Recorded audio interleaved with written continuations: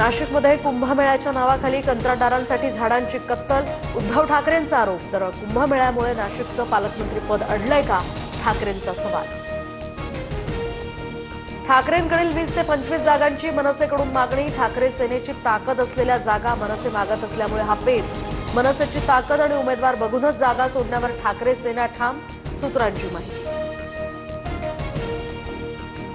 कल्याण डोंबिवलीत ठाकरेंची शिवसेना आणि मनसेसोबत युती होणार। दरम्यान ठाकरे सेनेकडून वरुण सरदेसाई तर मनसेकडून राजू पाटलांवर जबाबदारी, सूत्रांची माहिती।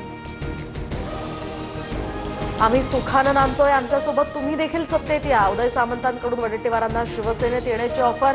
सत्तेची लंका जळून सुखानं नांदा, वडेट्टीवारांच्या टीकेला सामंतांचं उत्तर। राज्यात फडणवीसांचं सरकार जास्त वळवळ कराल तर कापून टाकू। प्रचार सभेत आशिष देशमुखांचा काँग्रेसला इशारा। भाजप कार्यकर्त्याला काँग्रेसच्या कार्यकर्त्याकडून मारहाण झाल्याचा आरोप। राजन पाटलांच्या मुलाचं अभिनंदन करतो, अंगावर आले तर शिंगावर घ्यायचंच। सदाभाऊ खोतांचं अजित पवारांविरोधात वक्तव्य। बाळाराजे पाटलांचं समर्थन करताना दादांविरोधात दंड थोपटले। मुंबई मनपाचे सहाय्यक आयुक्त महेश पाटलांना सक्तीच्या रजेवर पाठवलं। तर निशित पटेल यांच्याकडून मारहाणीचा आरोप झाल्यानंतर महिनाभरासाठी कारवाई। मालमत्ता कक्षाकडून सध्या चौकशी सुरू। सोलापूरच्या एसटी आगार प्रमुखाचं प्रताप सरनाईकांकडून निलंबन। कारवाईनंतरच डोळे उघडणार असतील तर कारवाई करावी लागेल।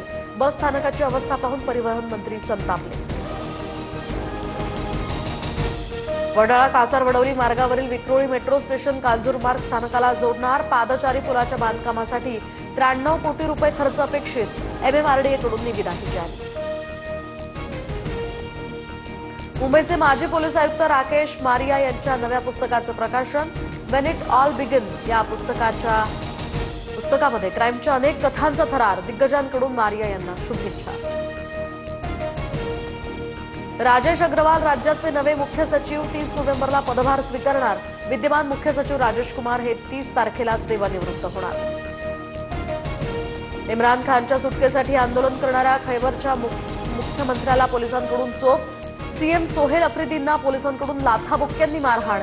पाकिस्तानच्या अदियाला तुरुंगाबाहेर हा मोठा गोंधळ।